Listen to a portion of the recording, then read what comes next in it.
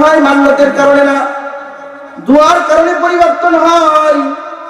আপনি এখন দোয়া করলেন রব্বুল আলামিন, গভীর রাতে দোয়া করলেন আল্লাহ আমি অসুস্থ, আমার সন্তান অসুস্থ, আমার বাড়ি অসুস্থ, আমার ওয়াইফ অসুস্থ। আপনার ওই দোয়াটা যত পরিমাণে আল্লাহর কাছে গ্রহণযোগ্য হবে, মান্নত করে যদি আপনি 10টা ছাগল 10টা খাসি খাওয়ায় আসেন গাজীর দরগায়, যারা পরিমাণ আপনার ভাগ্যের পরিবর্তনের চাকা 1 ইঞ্চিও ঘুরবে না। কথা কি বুঝতে পেরেছেন? এখানে তো হাদিসটা লিখে এনেছি, আন্দাজেও বলতে পারতাম।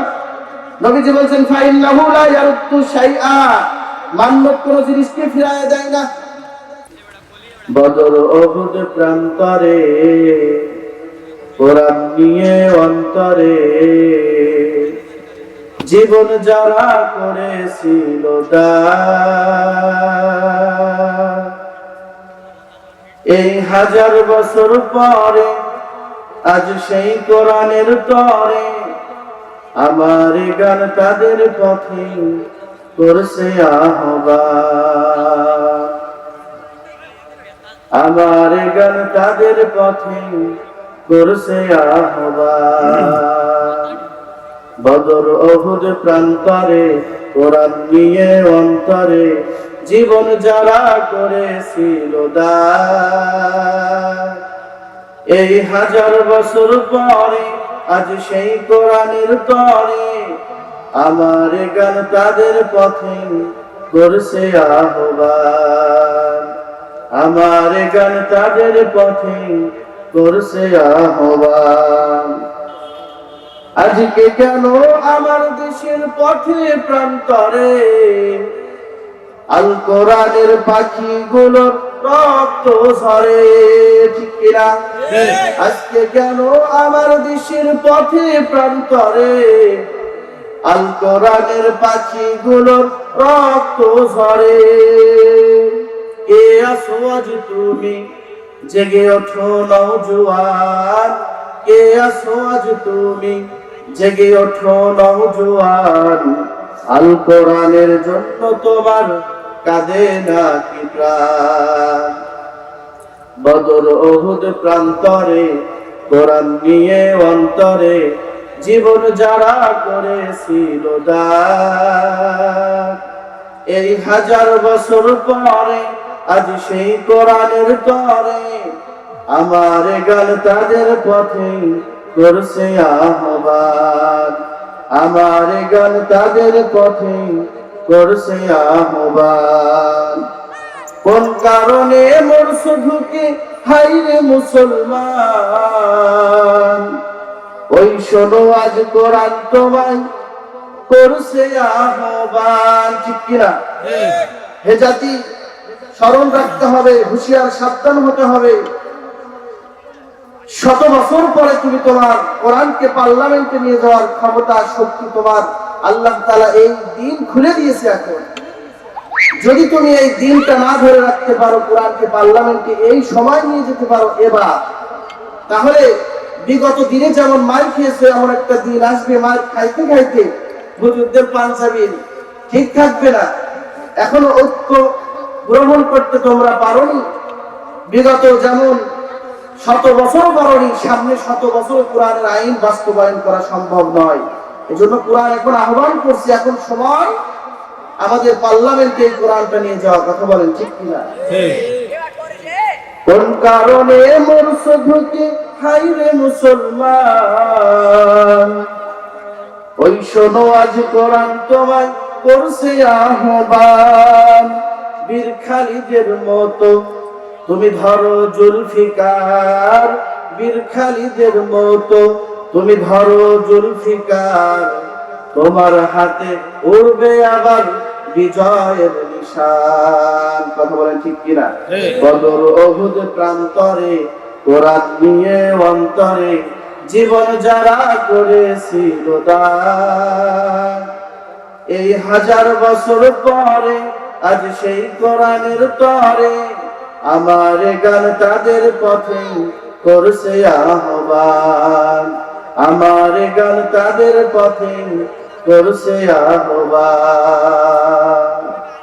আল্লাহু আকবার বলেন। আল্লাহু আকবার। আলহামদুলিল্লাহ, সুম্মা আলহামদুলিল্লাহ। সম্মানিত বন্ধুগণ, রব্বুল আলামিন আমাদেরকে এখানে বসিয়েছেন, আমাদের চেষ্টায় আমরা আসতে পেরেছি, নাকি বলেন? এলাকায় তো লোক সংখ্যকের অভাব নাই, ঠিক না? এখানে গতকালকে মাহফিল হয়ে গেছে, আজকেও মাহফিল হচ্ছে। গতকালকেও ছিল জান্নাতের বাগান, আজকেও এটা জান্নাতের বাগানের মধ্যে কোনো সন্দেহ নাই। বুখারী শরীফে আছে, লোক সংখ্যা বেশি হওয়া এটা হেদায়েতের জরিয়া না, বরং লোক কম হোক, শ্রোতা কম হোক, যদি ইখলাস নিয়ে একটা শ্রোতা ওখান থেকে একটা কথার উপরে আমল করে,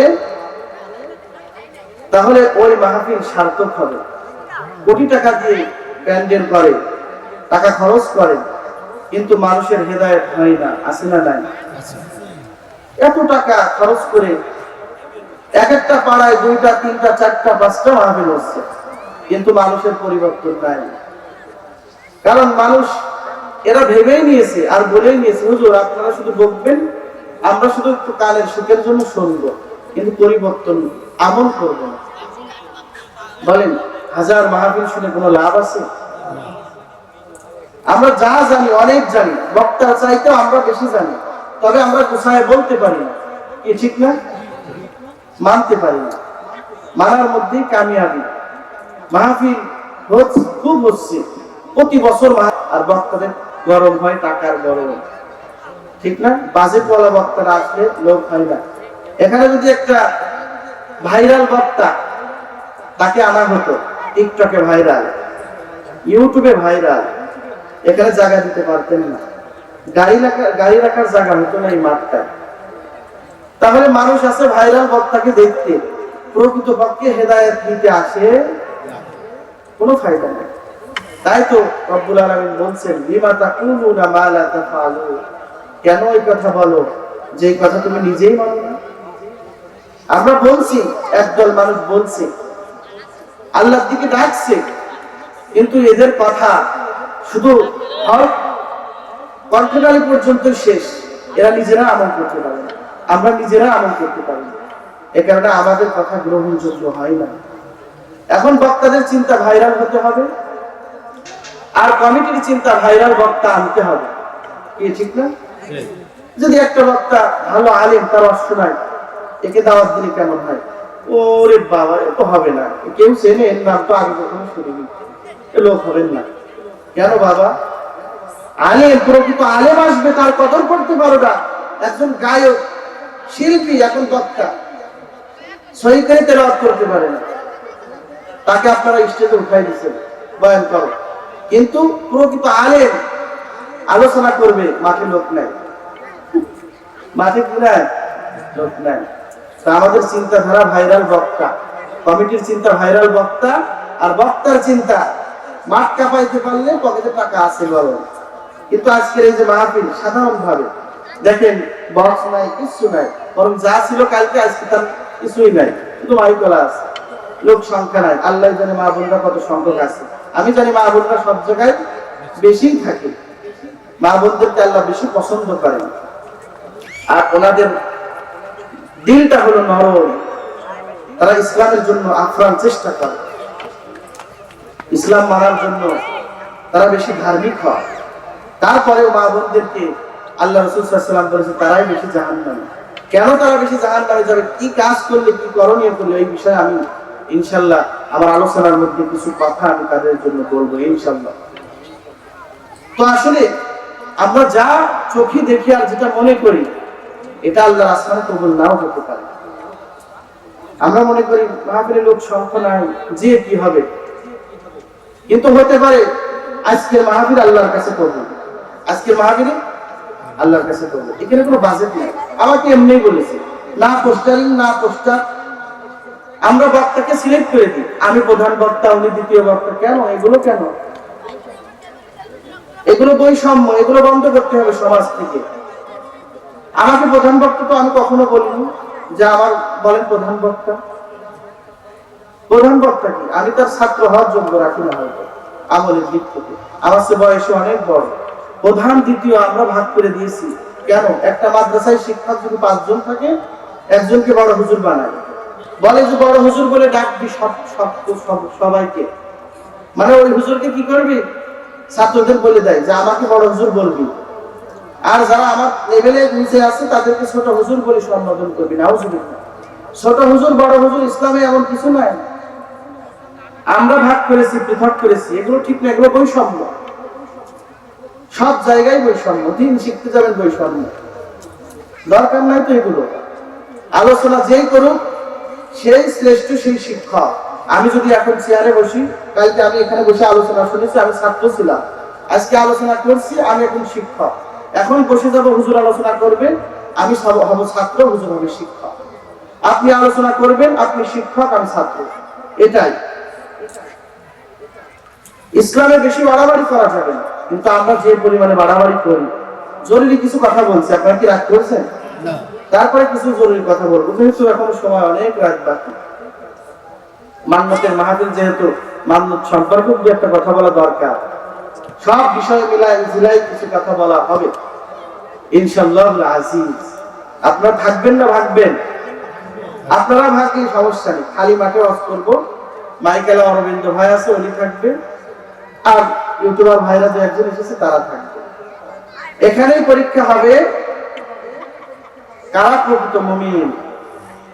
দেখবেন ধনী ঘরের পোলাপান বা ধনী ঘরের বড় লোক কখনো দেখবেন মাহফিলে আসবে না, এরা বসবে না। যাদের টাকা একটু বেশি আছে, বসার টাইমই না, এখানে বসার সময় আছে। কিন্তু আল্লাহ তাআলা আসমান থেকে দেখছেন, খালি আকাশের নিচে কারা হয়েছে, দেখতো, দেখ তারা কি আমার জিকির করছে নাকি। তারা যদি আমার জিকির করে, দেখ কেন তারা ওখানে বসলো। আল্লাহ ফেরেশতাদের কাছে শোনে, লা ইয়াকুদু কওমুন ইয়াযকুরুনাল্লাহ। আল্লাহ জিজ্ঞাসা করে ফেরেশতারা, তারা যে ওখানে শীতের মধ্যে বসলো, ওদের কি বাড়ি ঘর নাই, ওদের কি খাট পালঙ্ক নাই, ওরা কেন এখানে বসলো? আল্লাহ জানার পরেও সবকিছু জানেন, কারণ আল্লাহ রাব্বুল আলামিন আমাদের এত কাছে, আমাদের সারগের চাইতেও আল্লাহ বেশি কাছে। তুমি সবখানে বিরাজমান, ঠিক কিনা? আল্লাহ সব জায়গায় আছেন না নাই? সব জায়গায় রব্বুল আলামিন আছেন। অপবিত্র জায়গায় বাদে সব জায়গায় রব্বুল আলামিন আমাদের দেখছেন।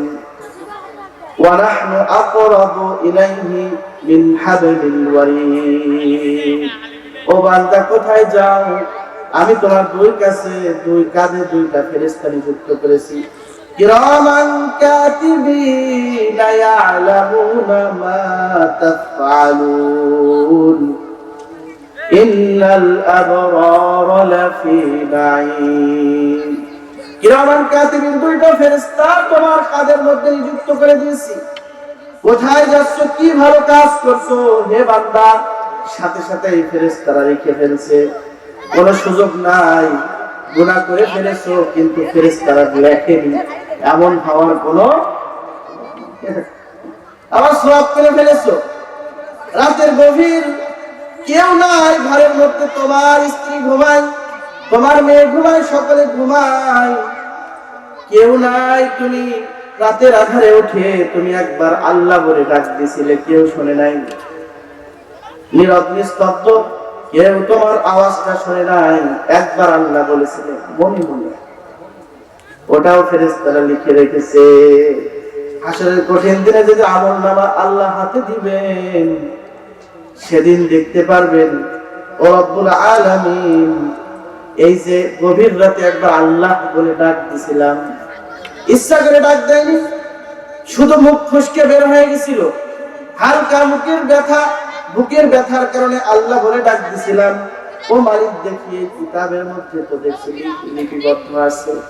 আল্লাহ বলবেন, ইকরা কিতাবাক কাফা বিনাফসিকাল ইয়াউমা আলাইকা হাসিবা। এ বান্দা, আমলনামা দিয়ে দিলাম, এবার আমলনামা পড়তে থাকো। ও বান্দা, আমলনামা পড়বে আর দেখবে ওই যে মেঠোপাড়া মাঠের মধ্যে বসে বসে দ্বিতীয় দিন আলোচনা শুনেছিলাম, মান্নতের আলোচনা। লোক সংখ্যা ছিল না, কোনো ভাইরাল বক্তাও না, কিন্তু ওখানে কিছু সময় বসেছিলাম, এমনিতেই বসেছিলাম।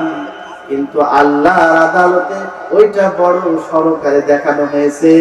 সিসি ফুটেজ আল্লাহ দেখা বলবে, দেখ ওই যে ওখানে তুই বসিলি ওইটা তো আজকে ক্যামেরায় দেখিয়ে দিলাম।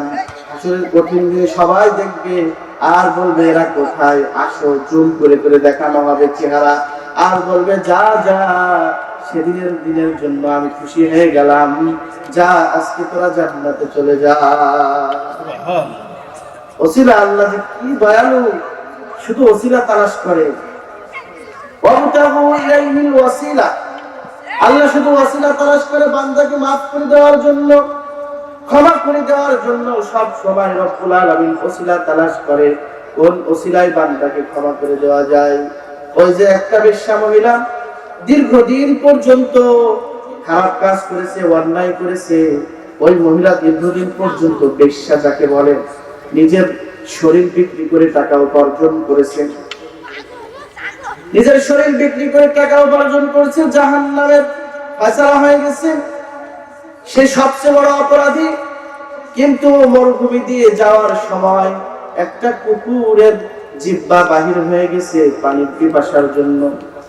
ওই মহিলা সোয়াবের জন্য করেনি, শুধু কুকুরের প্রতি তার মায়া লেগেছে, তাই তার পা থেকে ওই মোজাটা খুলে, শরীর থেকে ওড়নাটা খুলে, নিচু কূপ থেকে পানি তুলে কুকুরকে পান করিয়েছে। রব্বুল আলামিন ওই যুগের নবী মুসাকে বলে, তাকে তওবা করাও, তার জীবনের সমস্ত গুনাহ আমি ক্ষমা করে দিয়েছি। সুবহান। রব্বুল আলামিন ওসিলা তালাশ করে। ওয়াজ কিন্তু শুরু হয়ে যায়নি, আমি এই যে শুরু থেকে একটু বলছি আর কি, যে এর ফায়দা ফজিলত বোঝাচ্ছি। ওয়াজ করব, বিষয় পয়েন্ট, সে বিষয়ে আয়াত তেলাওয়াত করেছি, সে বিষয়ে বলবো। তবে আপনারা মনে করতে পারেন যে আজকে আলোচনাতে লোকজন নাই, হুজুর একা একা বলবে আর কি। আল্লাহ তাআলা কবুলিয়াত লাগবে, কবুলিয়াত হতে গেলে বেশি লোক সংখ্যকের দরকার হয় না, ঠিক আছে? 313 জন সাহাবী নিয়ে বিজয় হয়েছে না? ঈমান ওয়ালা হতে হবে। যারা হয়েছে আপনাদের ঈমান আছে, তাই এখানে বসতে পেরেছেন। ঈমান না থাকলে, আল্লাহ কবুল না করলে আপনারা আজকে এখানে বসতে পারতেন না। আল্লাহ অবশ্যই কবুল করেছে। এত লোক দেখছে না বাজারে ভরপুর লোক, মাহফিলে নাই। কয়জন যুবক আছে হাতে গোনা এখানে?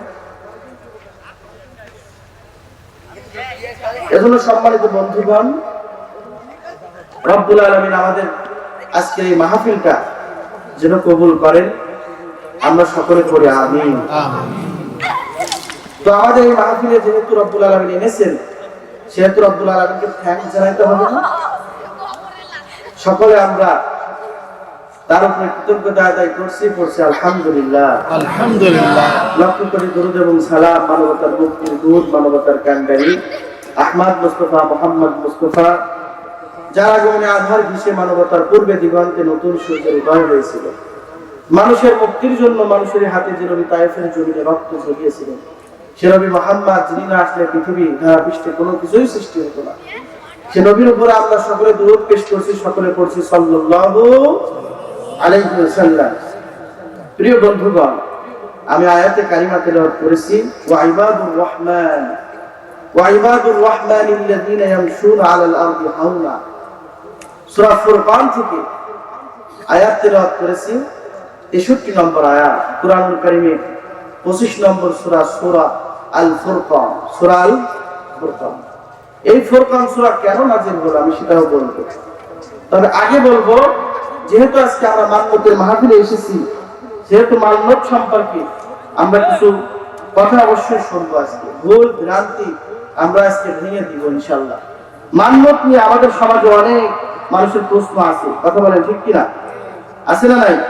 আসলে মানবত করা কি, মানবত করাটা কি, আমরা তো অনেকেই জানি না। মানবত করা ইসলামের দৃষ্টিতে ঠিক না, জায়েজ নাই বললাম না, মানবত করা ঠিক না, ইসলামে কি ঠিক না। মান্নত যদি কেউ করে ফেলে, তাহলে অবশ্যই ওই মান্নত আল্লাহর জন্য হতে হবে। কার জন্য? আর ওইটা মানা তার জন্য ওয়াজিব হয়ে যায়। যেমন উনি নিয়ত করেছিল, কোন নিয়ত করেছে যে মাহফিল যদি পূরণ হয়, আজকের মাহফিল, সেহেতু মান্নত করেছে আজকে, তাই মাহফিলটা এটা ওয়াজিব হয়ে গেছে দেওয়া। তবে মান্যত করা হাদিসের ভাষায় এটা ঠিক না।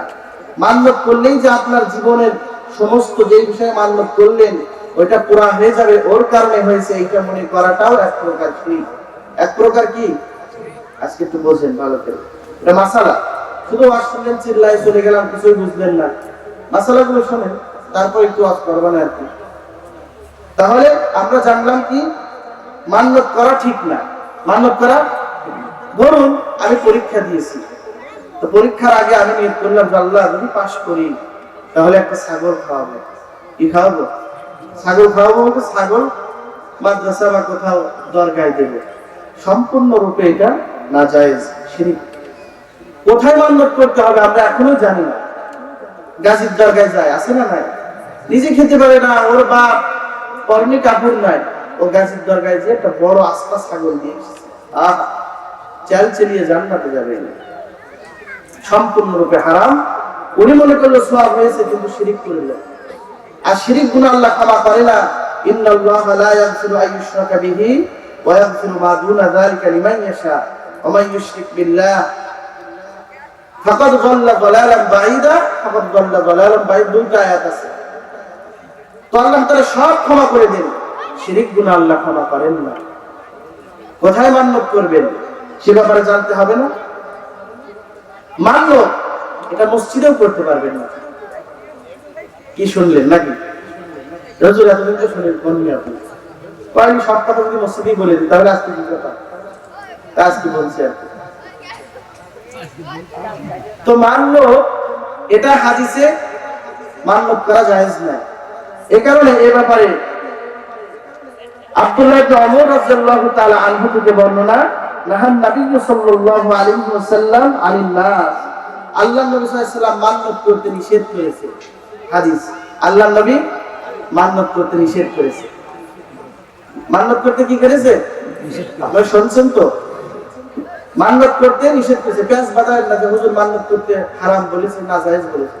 মান্যত করা ঠিক না। যদি কেউ করে তো আল্লাহর উপরে করবে, আল্লাহর নিয়ত করবে, আল্লাহর জন্যই মান্যত করলাম। আর এটা যদি হাসিল হয়ে যায় কাজটা, ওইটা পূরণ করা তার জন্য ওয়াজিব হয়ে যায়। ওয়াজিব হয়ে যায়। যার তার জন্য, যার তার বিষয়ে মান্যত করবেন না, যেখানে সেখানে মান্যত করবেন না। সন্তান হয় না, গাছের দরগায় আপনি মান্যত করলেন, যদি সন্তান হয় 50,000 টাকা দিন, না যায়, শিরক। শিরক করে ফেললেন, আপনার ঈমান নষ্ট হয়ে গেল, আপনি বেঈমান হয়ে গেলেন, আপনি নিজেও জানেন না। এ কারণে সম্মানিত বন্ধুগণ, হযরত আবু হুরায়রা রাদিয়াল্লাহু তাআলা আনহু থেকে বর্ণনা একটা হাদিস, আল্লাহর নবী বলেন, লা ইয়াতি ইবনে আদম আন আজরু বিশাই, বনি আদম ভাগ্যের কোনো পরিবর্তন ঘটায় না। মান্যত করলে ভাগ্যের কোনো পরিবর্তন ঘটে না। মনে করতে পারেন আমি যদি মান্যত করি, যেই বিষয়ে মান্যত করলাম, যেই বিষয়ে আমি মান্যতটা করেছি ওই বিষয়টা পূরণ করবো। আমি যদি মান্যতের টাকাটা দিয়ে দিই তাহলে পূরণ হবে। হয়তো নিয়ত করছি, মান্যত করেছি, এই মান্যতের কারণে আমার এইটা হবে, আমার ওইটা হবে, ব্যবসায় ভালো কিছু হবে, আমার মেয়ে পরীক্ষায় পাস করবে, আমি যদি এটা করি তাহলে সুস্থ হয়ে যাব। সম্পূর্ণ ভুল ধারণা। মান্যত তোমার ভাগ্যর চাকা ঘুরাইতে পারে না, পরিবর্তন করতে পারে না।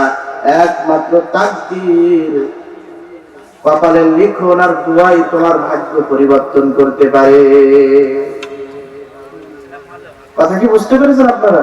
আপনারা বুঝলে আমি সার্থক হব। তাহলে মান্যত করা এটা কোরআনে হাদিসে এটা নাই, মান্যতের কোনো বিষয় নাই। মান্যত করা কি এটা ঠিক না। কেউ যদি মান্যত করে আল্লাহর জন্যই করবে, যদি করে ফেলে না করা ভালো। কারণ মান্যতের কারণে তোমার ভাগ্য পরিবর্তন হচ্ছে না। তোমার সন্তান পরীক্ষা দিয়েছে, জিএসসি কেউ যাই যে পরীক্ষায় দিক না কেন, এখন তুমি মনে করলে যদি আমি মান্যত করি তাহলে হয়তো আমার সন্তানের পরীক্ষা ভালো হবে, ভুল ধারণা। তাহলে তোমার আল্লাহর উপরে বিশ্বাস থাকলো না, তুমি মুশরিক হয়ে যেতে পারো। কথা বলে ঠিক কিনা? ইনশাআল্লাহ ইনশাআল্লাহ। এই কারণে মান্যত করবেন কোথায়? ফকির মিসকিনকে আল্লাহর জন্য দান করতে পারেন।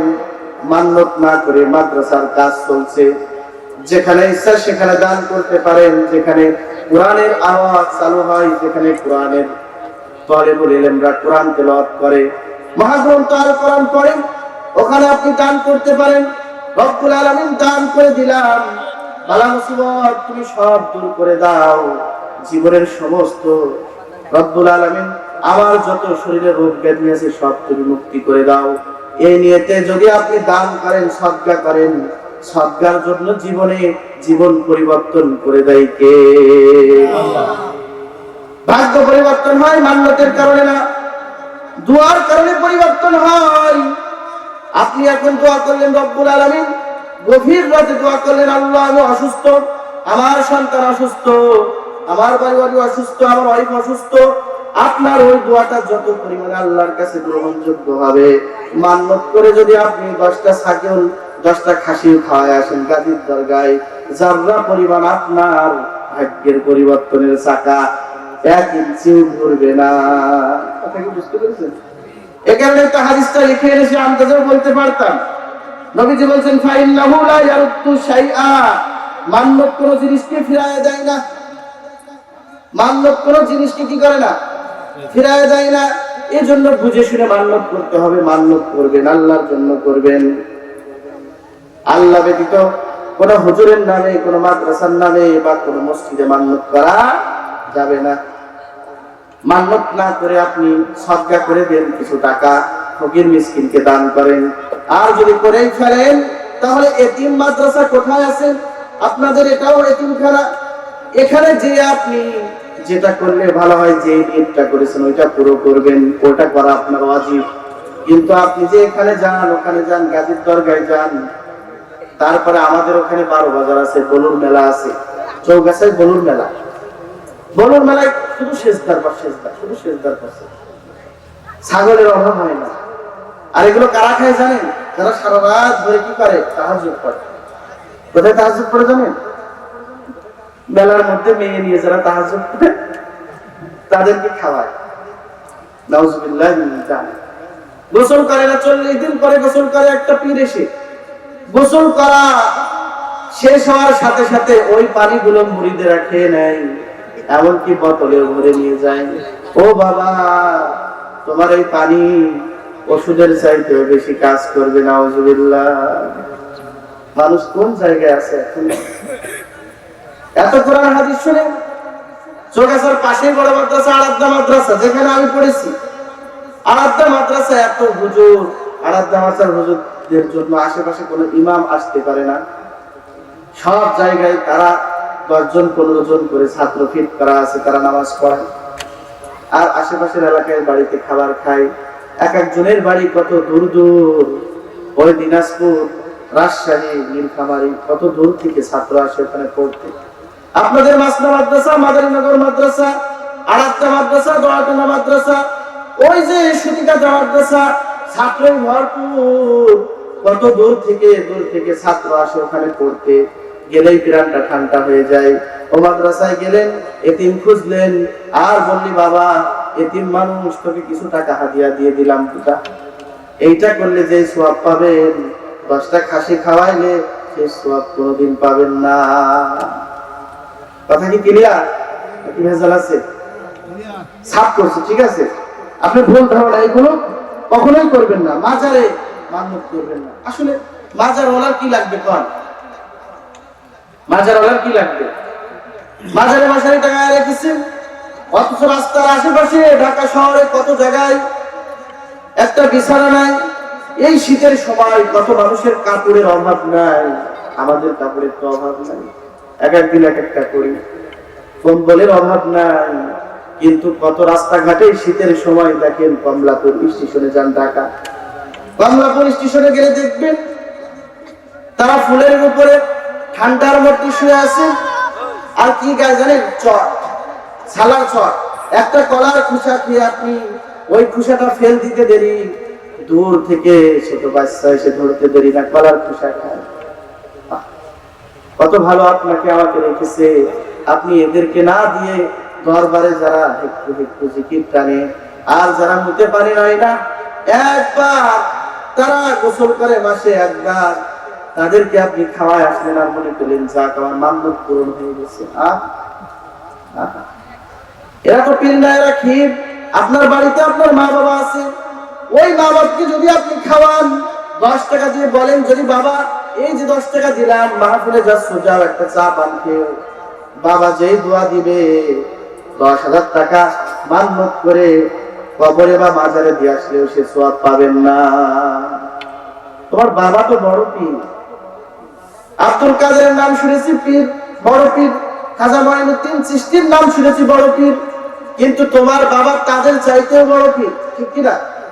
তোমার বাবা তার চাইতেও বড় পীর। এই কুলাঙ্গার সন্তান যারা আছো, তোমার বাবাকে ভালোবাসো না, বাবাকে দূরে ফেলে রেখেছো, নিজের বন্ধুকে কাছে টেনে নিয়েছো। ওয়াকসাবাহু, নিজের বাবাকে দূরে ফেলে দিয়েছো, বন্ধুকে কাছে টেনে নিয়েছো। তোমাদেরকে বলছি, পীর মনে করো কাদেরকে? পীর তোমার বাবা, তোমার মা। তোমার ভাগ্যের চাকা ঘুরে যাবে, তোমার মার পায়ে ধরো, মাকে খেদমত করো, মায়ের সেবা করো, বাবার সেবা করো, বাবাকে মহব্বত করো। বাবা যদি ওই গিলাসের মধ্যে শুধু সূরা ফাতিহা পড়ে ফু দেয়, মসজিদের ইমামকে আইসা রকম করে ব্যালেন্ডার করে তার ওই রসটা খাওয়াইলেও সে পরিমাণ আগে আগে সুস্থতা তোমার আসবে না, ওটা হাসিল হবে না যে হাসিলটা তুমি করতে যাচ্ছ। বড় পীর কি বলেন? বাপ মা। এদের মতন বড় পীর নাই। সন্তানের জন্য একজন বাবা মা সবচেয়ে বড় পীর, সবচেয়ে বড়, এর মধ্যে কোনো সন্দেহ নেই। কিন্তু আমরা তো পীরের কাছে যাই, কিন্তু মা বাবার কাছ থেকে দোয়া নিই না। ঘর থেকে বাহির হওয়ার সময় মাকে বলি না, মা আমার জন্য দোয়া করো, কিন্তু পীরের দরবারে যাই আর পীরকে বলে বাবা দোয়া করবেন। পীর মারা গেছে কত বছর বছর বছর বছর যুগ যুগ আগে, আর ও পীরের কাছে যে পায়ে সেজদা দেয় আর বলে, পীর বাবা আমার সম্পদে বরকত দাও, আমার একটা সন্তান দাও। বট গাছের কাছে যে বলে, বট গাছ রে, এই যে তোর আগায় ইট বেঁধে রাখলাম, যতদিন পর্যন্ত আমার সন্তান ঘরে না আসবে ততদিন পর্যন্ত এই ইট আমি ঝুলান্ত রাখবো, কোনোদিন ইট খুলবো না। নাউজুবিল্লাহ। ইন্না শিরকা লাযুলমুন আযীম, এটা হলো শিরিক, জগতের মারাত্মক ভয়াবহ গুনাহ। সব গুনাহ আল্লাহ ক্ষমা করে দেন, কিন্তু শিরিক গুনাহ আল্লাহ কোনোদিন ক্ষমা করবে না। এ গোলাম, কোথায় ছুটছো তুমি? কে তোমাকে পীর বানিয়েছে? কে তোমার পীর বুঝাইছে, শিখাইছে? তোমার মা বাবার কাছে আসো আর বলো, মা জীবনের সমস্ত অপরাধ করেছে, তোমার সাথে অপরাধের কথা স্মরণ করে মার কাছ থেকে ক্ষমা নাও আর দোয়া নাও, আর বলো, মা আমার জীবনটা অনেক কষ্টে যায়, আমার জীবনটা চলে না, বড় অভাবী, তুমি আমার মাথায় হাত দিয়ে দোয়া করে দাও। পৃথিবীর মানুষ বিল গেটস কত শান্তিতে আছে, তার চাইতেও তুমি দ্বিগুণ শান্তিতে থাকবা, কোনো পেরেশানি না। আমার কথা বলি, আমি এখনো পর্যন্ত বুঝি না আমার মাথার জ্বালা কাকে বলে। মাথা জ্বালা কাকে বলে আমি এখনো বুঝি না। মাথা জ্বালা, মাথা যন্ত্রণা কোনটা কি আমি এখনো বুঝি না। আমি অসুস্থই হই না, শুধু আমার ঠান্ডার সমস্যা, একটু পলিপাস পাই, আমার কোনো অসুস্থতা নেই। সব সময় দোয়া নেই, প্রতিদিন একবার করে 2 বার করে মা বাবার সাথে কথা বলি। অনেক কুলাঙ্গার সন্তান আছে, মা ফোন দিলে সময় নেই ধরা, মা ব্যস্ত ছিলাম তো। মার সাথে 2 মিনিট কথা বললে কি হয়?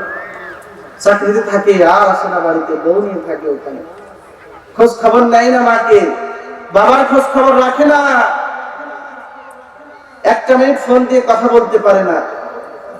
কি হবে তোমার এই টাকা পয়সা দিয়ে? এই টাকা পয়সা কি তোমার শান্তি আনতে পারবে? শান্তি তো দোয়ায় আসে বাবা, শান্তি তো টাকা পয়সা আসে না। এজন্য সম্মানিত বন্ধুগণ, আজকে থেকে কি পীরের পায়ে সেজদা দিবেন? আপনারা দেন না, অনেকে দেন, পীরের পায়ে সেজদা দেন। পীরকে না দিয়ে আপনাদের মাদ্রাসায় দিবেন, যেখানে এতিম আছে মাদ্রাসাকে জমজমাট করার চেষ্টা করেন, কিয়ামত পর্যন্ত সওয়াব পাবেন। আমের আঠির মতন, আমের আঠি একটা ফেলে দিলে আরেকটা হয়, আরেকটা ফেলে দিলে আরেকটা হয়, ও থাকতেই থাকে। এখান থেকে নিয়ে যাবেন, আম পাঠাইয়া দিবেন যশোর, যশোরে ওরা খেয়ে জালনা ফাঁকা দিয়ে আমের আঠি ফেলে দিবে, ওখানে গাছ হবে, ওখান থেকে তুলে সারা বাজারে বিক্রি করবে, ওই সারা আর এক জায়গায় লাগাবে। এই করতে করতে কিয়ামত পর্যন্ত ওই গাছ থাকবে। তেমনই ভাবে সদকা দানের টাকা কিয়ামত পর্যন্ত থাকে, এর কোনো ক্ষয় হয় না। আর একটা ছাগল আপনি দিয়ে আসলেন, কিছু টাকা দিয়ে আসলেন, ওরা খেয়ে ফেললো, খেয়ে বাথরুমে দিয়ে আসলো ময়লাগুলো, ওই পর্যন্ত এসেছে, আর কিছুই পাবেন না। এ কারণে মান্নত করবেন কোথায় বলেন? মান্নত করবেন একমাত্র আল্লাহর জন্য, আল্লাহর জন্য, আল্লাহর খুশির জন্য মান্নত করবেন। ছেড়ে দিবেন আল্লাহর উপরে, তাকদীরের উপরে ছেড়ে দিবেন, দোয়া করবেন। কারণ তাকদীর সে বদল জাতি হাই মুঝে তর্কে দোয়া আছে।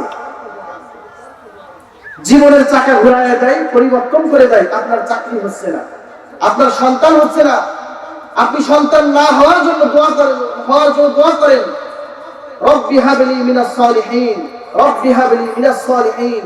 দুজন আপনি, আপনার স্ত্রী আপনি দুজন তাহাজ্জুদে ওঠেন আর কাঁদাকাটি করেন, কান্নাকাটি করেন, বলেন রব একটি সন্তান কিন্তু বহু দরকার, ঘরটা বড় ফাঁকা ফাঁকা লাগে যে। রবকে বলেন না, কাঁদেন না, শেষ রাত্রি ওঠে কাঁদেন, বাবার দরবারে যাওয়া লাগবে কেন? রব তো তোমার ঘরের মধ্যেই আছে, সে তো দিতে পারে, সে ছাড়া অন্য কেউ কি সন্তান দিতে পারে বলেন? লিল্লাহি মুলকুস সামাওয়াতি ওয়াল আরদি ইয়াখলুকু মা ইয়াশা ইয়াহাবু লিমান ইয়াশাউ ইনাসাও ওয়া ইয়াহাবু লিমান ইয়াশাউ যুকুর। যাকে ইচ্ছা আল্লাহ রাব্বুল আলামিন ছেলে সন্তান দান করে, যাকে ইচ্ছা রব্বুল আলামিন মেয়ে সন্তান দান করে, যাকে ইচ্ছা দুইটাই দান করে, আবার যাকে ইচ্ছা কিছুই দান করে না, নেওয়া করে আবদার করে রাখে, আছে না নাই? সন্তান ঘরের মধ্যে না থাকলে কত যে অশান্তি, যাদের নাই তারাই জানে কত অশান্তি। কত মানুষ বলে হুজুর দোয়া করেন সন্তান নাই, তো আমল দিয়ে দি রব্বি হাবলি মিনাস সালিহিন। যদি সন্তান না হয় তাহলে তোমার আমলে ঘাটতি, আবার বলাতে কোনো ঘাটতি হয়নি। একজন হুজুরের কাছে বলে হুজুর শুধু সন্তান, হুজুর দোয়া করেন আমার জন্য সন্তান হয়, সন্তান হয়। বড় পীর সাহেব বারবার দোয়া করে যে আল্লাহ, ওই লোকটা বারবার প্রতি বছর মাহফিলে এসে পায়ে ধরে বসে পড়ে থাকে, সন্তান চাই, আল্লাহ তুমি ওকে একটা সন্তান দাও। পরের বছর মাহফিলে গেলে জিজ্ঞাসা করে হুজুর সন্তান তো হলো না। হুজুর জিজ্ঞাসা করে কি ব্যাপার, আমার দোয়া তো ফেরত হয় না, বলো তুমি কি বিবাহ করেছো নাকি? বলে না তো বিবাহ করিনি। তো বিবাহ না করে সন্তান চাওয়া যেমন বোকামি, তেমনি ভাবে ইবাদত না করে আপনি দোয়া না করে আল্লাহর কাছে সন্তান চাওয়াটাও তেমনি বোকামি। বিবাহ করেন আর দুজন সালাতুল হাজত থেকে শুরু করে নিয়ে তাহাজ্জুদের নামাজ রাত্রে ওঠেন। কেউ যখন থাকে না, সকলে যখন ঘুমায় থাকে, আপনি উঠে উঠে আপনি কি করেন? তখন নামাজ আদায় করেন। দুই হাত, আপনার স্ত্রীর হাত বাম হাত আর আপনার ডান হাত এক জায়গায় করেন, একটা হাত তার এক হাত আর আপনার এক হাত এক জায়গায় করে এভাবে দোয়া করেন। জীবনের সমস্ত আশা আকাঙ্ক্ষা আল্লাহ পূরণ করে দিবে। কথা বলেন ঠিক কিনা? দেবেই দিবে, আল্লাহ ওয়াদা করেছে।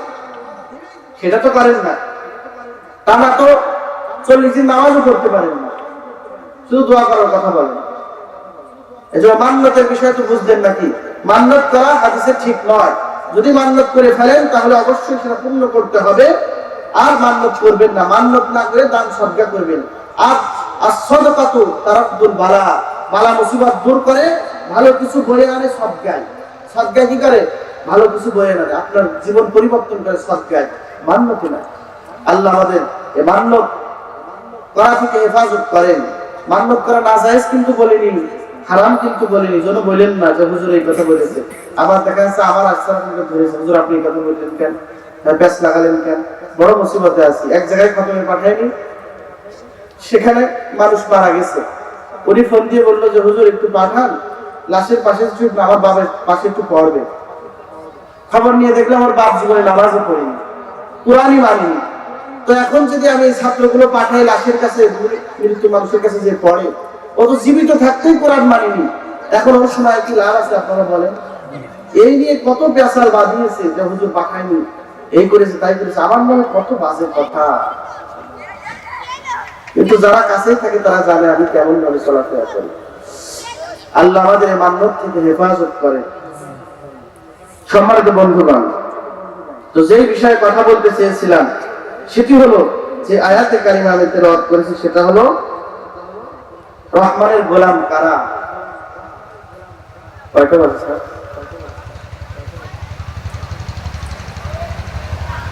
মান্নতের মাহফিল বেশি হওয়ার মাহফিলের মধ্যে কোনো সমস্যা? তাহলে আরেকটু চালাই নাকি? ছেড়ে দেবে, হ্যাঁ ছেড়ে দেবে। আহা গো, আল্লাহ কবুল করুক আপনাদের। কবরে গেলে ঘুমাবেন, কবরে ঘুম, কবরে যে ঘুমাবেন শুধু আল্লাহ বলবে, যখন প্রশ্নের উত্তর দিয়ে ফেলবেন না, আল্লাহ যখন সঠিক দিবেন তখন আল্লাহ বলবেন সাদাকা আবদি সাদাকা আবদি, বান্দা তো সঠিক বলেছে। ফেরেশতারা ফাফরিশুহু মিনাল জান্নাহ, জান্নাতের পোশাক বিছায় দাও, ওয়ালবিসুহু মিনাল জান্নাহ, পোশাক পরিয়ে দাও, বিছানা বিছায় দাও, আফতাহু লাহু বাবান ইলাল জান্নাহ, এবং জান্নাত থেকে সুড়ঙ্গ একটা পথ করো, কবরের মধ্যে ভরপুর জান্নাতের নিয়ামত দিয়ে দাও। সুবহানাল্লাহ। কবর ভয়ের কিছু নেই, তখন ঘুমাবেন। এত ঘুম কেন?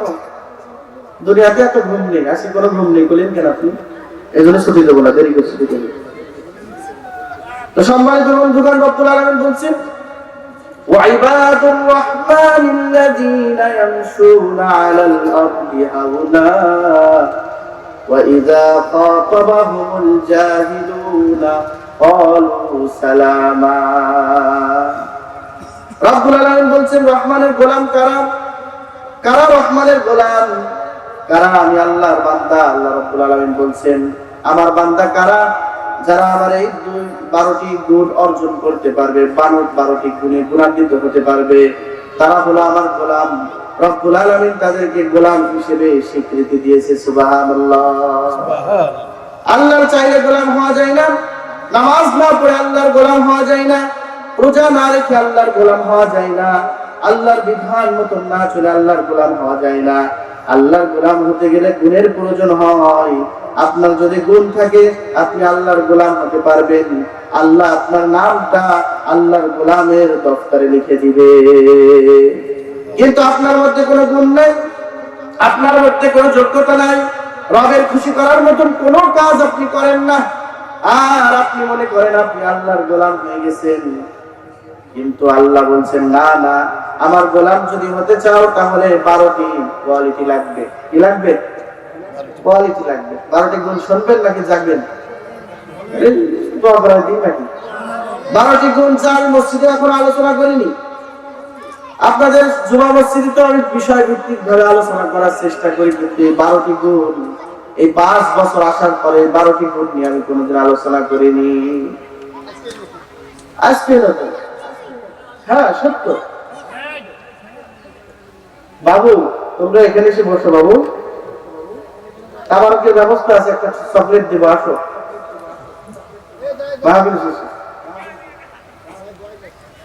এজন্য সম্মানিত বন্ধুগণ, সময় নষ্ট করবো না, 12টি গুণ খুবই ছোট ভাবে বলে আমি শেষ করব। রব্বুল আলামিন বলছেন যারা এই 12টি গুণ অর্জন করতে পারবে তাদের জন্য জান্নাতে একটা বাড়ির ব্যবস্থা করা হবে। সুবহানাল্লাহ। যদি বলা হয় বসুন্ধরা সিটিতে আপনার একটা বাড়ির ব্যবস্থা করা হবে,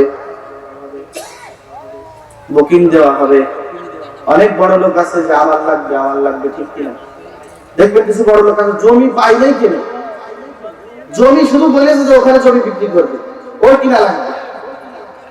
পাশের বাড়িতে একজন দরকার, তার জমি খুবই প্রয়োজন, বাড়ি এক দেওয়াল বেঁচে গেছে, টাকার জন্য কিনতে পারছে না, শতক চাচ্ছে 50, 60, 70, 80 হাজার, কিনতে পারছে না। বড় লোক শোনার সাথে সাথে শত্রুতা করে ওই জমিটা কিনে বলছে এখনই ঘর ভাঙবে তুমি। কি আছে না, অল্প একটু জায়গার জন্য একজনকে আপনি কষ্টে ফেলে দিলেন। আপনি কিনেন না ওই জমি, ওখানে জমি কেউ কিনবে না, ওই লোকই কিনবে কম টাকায়। কিন্তু আপনি টাকার গরম দেখায় 70,000 টাকা আপনি শতকে কিনলেন, অথচ ওই গরিব মানুষটা কিনতে পারলো না, তার জমির ওই ইট এখন ভাঙা লাগছে। আপনি জান্নাতে চাল চালায় যাবেন না, চাল চালায় জান্নাতে চলে যাবেন। এজন্য এখন যদি বলা হয় বসুন্ধরা সিটিতে একটা বাড়ি দেওয়া হবে, কে না খুশি হবে? আর আপনার নাম তো পত্রিকায় আপনি দিবেন। তো আল্লাহ বলছেন 12টি গুণ যদি অর্জন করো, 12টি গুণ যদি তুমি নিজের সাথে মানাইতে পারো, আমল করতে পারো, তাহলে জান্নাতে তোমার জন্য একটা বাড়ি বানানো হবে। ওই একটা বাড়ি সবচেয়ে নিম্ন জান্নাতি, যাকে দেওয়া হবে এই দুনিয়ার 10 দুনিয়ার সমান একটা জান্নাত। 10 দুনিয়ার সমান একটা জান্নাত তাকে দেওয়া হবে। সর্বশেষ যে জান্নাতে যাবে তাকে আল্লাহ রাব্বুল আলামিন এই দুনিয়ার 10 দুনিয়ার একটা সমান জান্নাত তাকে দিয়ে দিবেন। মনে করছেন খেলা খেলা নাকি? মায়ের পেটে ছিলাম, ভাবতাম এত বড় জায়গা, এখন এসেছি দুনিয়াতে ভাবছি এত বড় জায়গা। আর জান্নাত দেখবেন, জান্নাতে নিয়ামত দেখে শেষ করতে পারবেন না। এজন্য 12টি গুণের 1 নম্বর গুণ হলো ওয়াইবাদুর রহমান।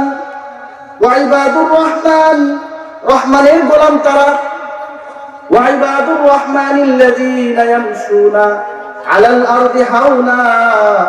রহমানের গোলামের 1 নম্বর গুণ হলো তারা যখন জমিনে চলাফেরা করে তারা বিনয়ের সাথে চলাফেরা করে। সুবহানাল্লাহ পড়েন। সুবহানাল্লাহ। 1 নম্বর গুণ বললাম। 1 নম্বর গুণ কি মনে রাখতে হবে, কিন্তু আপনারা সব আমার মুসল্লি, সামনের সপ্তাহে কিন্তু শুক্রবারে ধরবা না। 2-1 জন বাদে আমার মুসল্লি সবাই। তো 1 নম্বর গুণ কি? 1 নম্বর গুণ হলো যখন চলাফেরা করবে বিনয়ের সাথে। বিনয়ের সাথে যখন জমিনের উপরে চলবে বিনয়ের সাথে চলাফেরা করবে। ওয়াইবাদুর রহমানিল্লাযীনা ইয়ামশুনা আলাল আরদি হাওনা। তারা যখন জমিনে চলাফেরা করবে বিনয়ের সাথে চলাফেরা করবে। আল্লাহ রাসূল কিভাবে চলাফেরা করতো এবার আপনাদেরকে জানাই, সেইভাবে আজকে থেকে আমরা চলাফেরা করব ইনশাআল্লাহ। আল্লাহর নবী এমন ভাবে চলাফেরা করতেন, পাহাড় থেকে নিচে নামার সময় যেমন আমরা ধীরে ধীরে সুন্দরভাবে পা ফেলে আসি, মনে হয় পড়ে যাব, কিন্তু নিজের ভারসাম্য নিজে বজায় রেখে উঁচু থেকে নিচেই নামি। আল্লাহর নবী সোজা যখন হেঁটে যেতেন ওইভাবেই হাঁটতেন, সামনের দিকে ঝুঁকে ঝুঁকে হাঁটতেন। আর আমাদের বুক তো 14 হাত বের করে, এক একজনের স্টাইল কি বাবা। মুরব্বী মানে না, দেখে না মোটরসাইকেলের গিয়ার মারে, পিকআপ টেনে। মুরব্বী আছে পাশে, ওর শিক্ষক, ওর টিচার, প্রাইমারি টিচার সম্মান নাই। প্রাইমারি পড়েছে তো কয় বছর পড়ায় আছে, সম্মান করে না। অথচ তোমার শুরু থেকে যেই হুজুর আলিফ কথা শিখাইলো তার সাথে এখন বিয়াদবি করো। তুমি তো আজ খুদা খা হিমে তৌফিকে আদব, বিয়াদব মাহরুমে গাশতাজ ফজলেরা। বিয়াদব কোনদিন এলেম পাই না, বিয়াদব আল্লাহর ফজল থেকে ধ্বংস হয়ে যায়। বিয়াদবি করেছিল, তাকাব্বুরি করেছিল শয়তান। শয়তান এমন তাকাব্বুরি করলো, আল্লাহ যখন বলল উসজুদু লি আদম, আবার আদমকে সিজদা কর, শয়তান মনে মনে ভাবলো আমি না আগুনের তৈরি, আর ওই তো মাটির তৈরি। আগুনের গুণ উপরের দিকে যাওয়া, মাটির গুণ নিচের দিকে যাওয়া। আমি আগুনের তৈরি হইয়া ওই মাটির তৈরি আদমকে কেন সিজদা করব? আল্লাহ আমার যুক্তিতে মেনে না। খালাকতানি মিন নার ওয়া খালাকতাহু মিন তিন। রব্বুল আলামিন আমি আগুনের তৈরি, আর আদমকে বানাইলা পচা মাটি দিয়ে, নাপাক পানি দিয়ে বানাইছো। আমি তাকে কেন সিজদা করতে যাব? সিজদা করতে পারবো না। আল্লাহ বলে যুক্তিতে মেলে না, তোর যুক্তি থাক, আজকে থেকে তুই শয়তান হয়ে গেলি। বিতাড়িত শয়তান ফেরেশতা থেকে সবচেয়ে দামি ছিল যে শুধু এই বিয়াদবি করার কারণে, আল্লাহর সাথে তাকাব্বুরি করার কারণে আল্লাহ তাআলা তাকে ধ্বংস করে দিয়েছে। অহংকার করা যাবে না। যত বড় হও না কেন তুমি ওই শিক্ষকের চাইতেও বড় হতে পারবে না। যে শিক্ষক তোমাকে শুরু থেকে আলিফ বাতা শেখায়ছে, শুরু থেকে কোরআনের পাতা উল্টায় উল্টায় পড়া শেখায়ছে, কথা শেখায়ছে, তোমাকে কবিতা শেখায়ছে, ওই শিক্ষকের সামনে এখন সাইকেল চালায় ধরো, হ্যাঁ? এমন অবস্থায় মরবা, তোমার দাফন জানাজাও হবে না। এজন্য বিয়াদবি করা যাবে না আমার প্রিয় বন্ধুগণ। আপনার সন্তানকে আপনি শেখাবেন, খবরদার যে টিচারের কাছে পড়েছো বিয়াদবি করবি না, বিয়াদবি করবি না। এখন থেকে শিক্ষা দেন, আপনি শিক্ষা দিবেন। শিক্ষকের কাছে পড়েছো, গুরুজনের সম্মান করে চলবা, খবরদার বিয়াদবি যেন না হয়। বিয়াদবি যদি করো, খবরদার যত বড়ই এলেমের অধিকারী হও না কেন, ওই এলেম আল্লাহর কাছে গ্রহণযোগ্য হবে না, প্রতিষ্ঠিত হতে পারবে না। অনেক যুবক সন্তানেরা এসে বলে হুজুর সার্টিফিকেটের অবস্থা দেখেন, ফার্স্ট ডিভিশন, ফার্স্ট, হ্যাঁ দেখেন সব ভালো, জিএসসি তে ভালো, তারপরে এসএসসি তে ভালো, সব জায়গায় ভালো, আইএম বিবিএ অনার্স করেছে, হুজুর চাকরি হয় না। চাকরি হবে কেন? তুমি তো বিয়াদবি করে বসে রয়েছো তোমার টিচারের সাথে। এখনো মনে করেন যেই মক্তবের হুজুরের কাছে পড়েছি যে আমাদের উর্দু কায়দা পড়িয়েছে আলিফ বে পে টে সে জিম চে হে খে দাল জাল, যেই হুজুর মাওলানার এই যে আলিফ বে টে পড়াইছে, সেই হুজুরকে দেখলে এখনো পর্যন্ত সাইকেল থেকে নেমে যায়।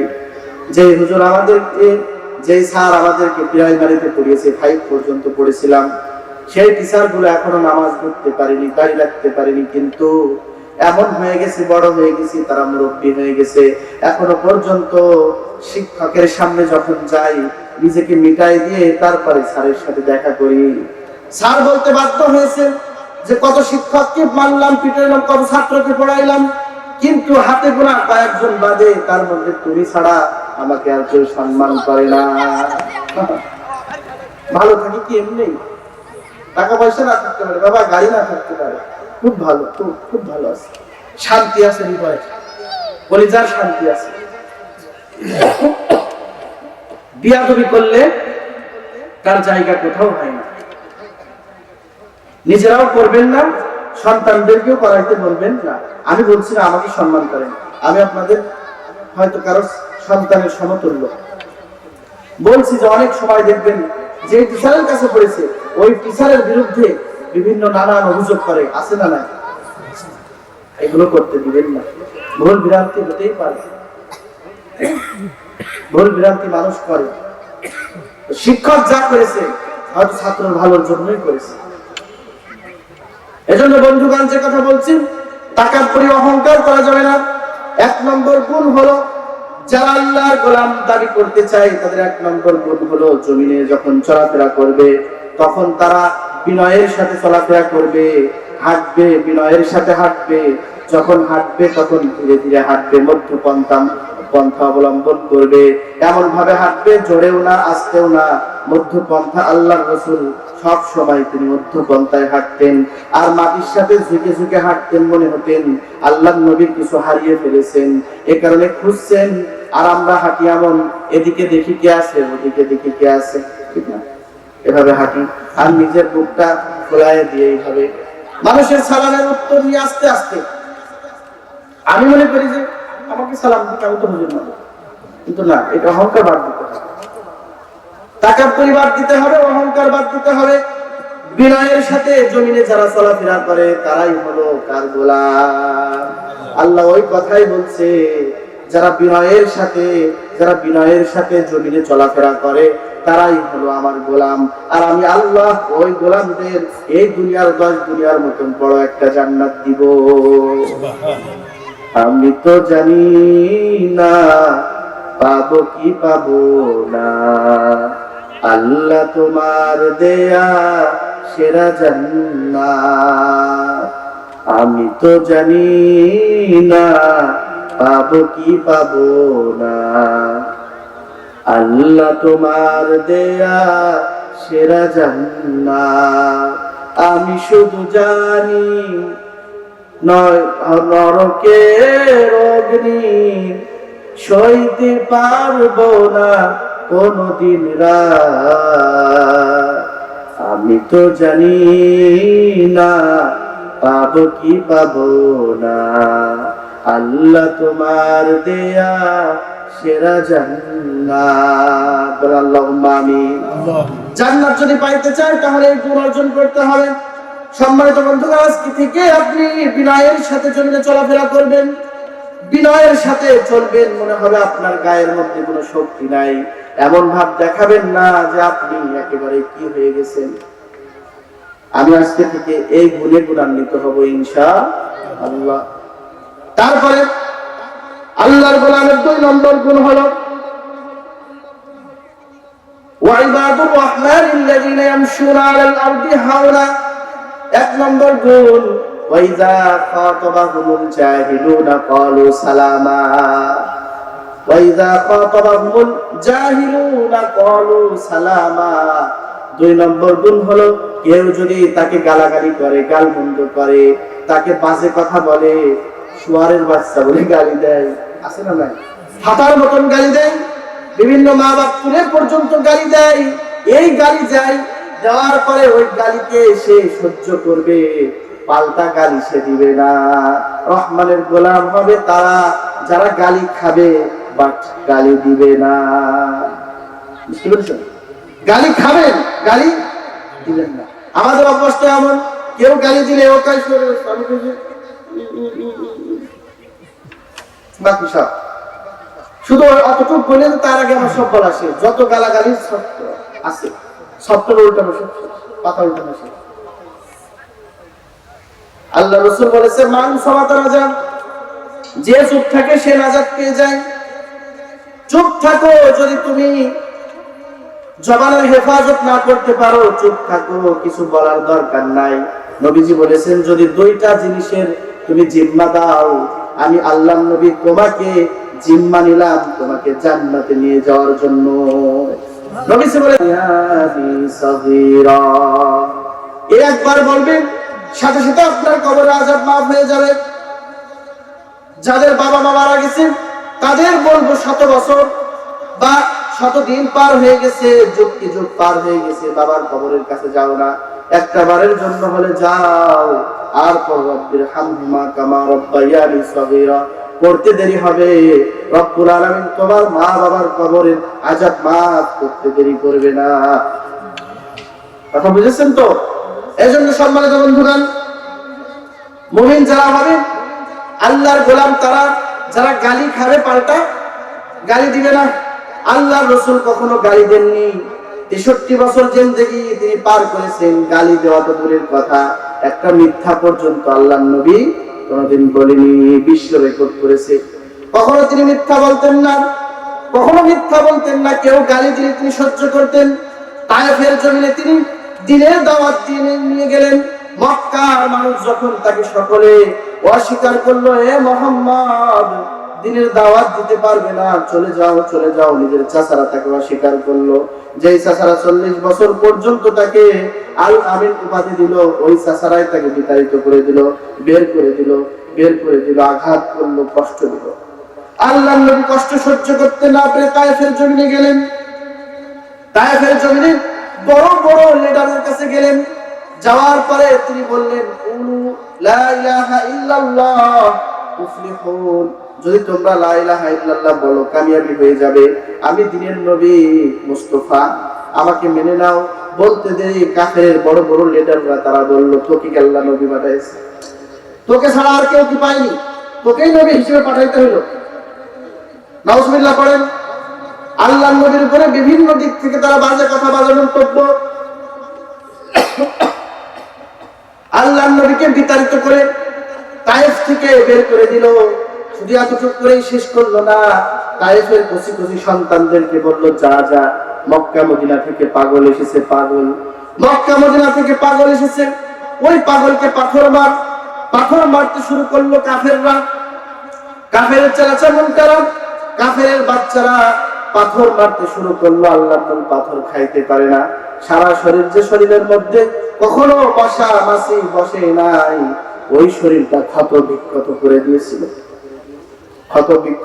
দিয়েছিল কাফেররা। আল্লাহর নবী শেষ পর্যন্ত মাটিতে বসে গেলেন, এত পাথর খাইতে পারে না। তারপরে দুইটা কাফের বলে, দেখ আর পারে না মুহাম্মদ, এবার যে দুইটা হাত ধরে তাকে উঁচু করে ধর, পাথর মারতে শুরু কর। এত কষ্ট করেছেন, এত রক্ত ঝরিয়েছেন, কিন্তু আল্লাহর নবী কখনো বদদুয়া করে একটা গালি বের করেনি। সুবহানাল্লাহ। কখনো তিনি গালি দেননি, রাগ করে কখনো গালি দেননি।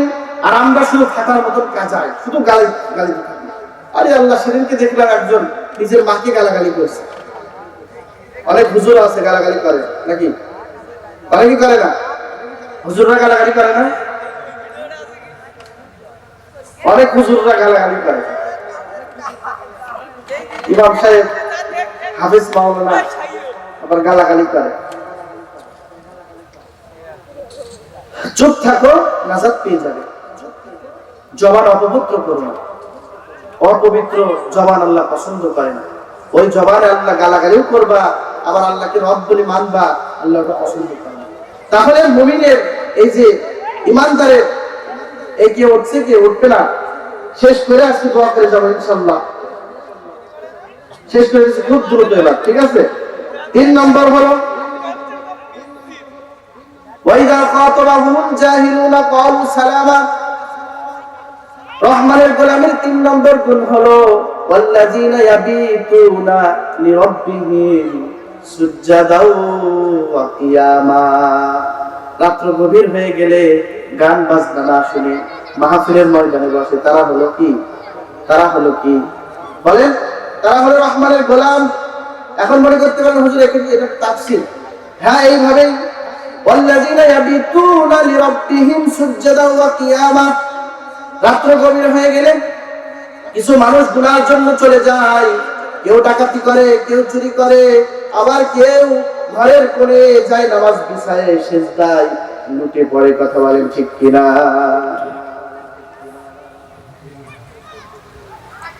যায় নামাজ বিছায়ে ক্রন্দন করে। তারা হলো রহমানের গোলাম। যারা হলো যায় নামাজ বিছায়ে আল্লাহর কাছে ক্রন্দন করে নিজের গুনাহের কথা ক্ষমা চাই, বারবার ইস্তিগফার করে, তারাই হলো রহমানের গোলাম। এক কথায় রাতের নামাজ পড়ে, তাহাজ্জুদ করে।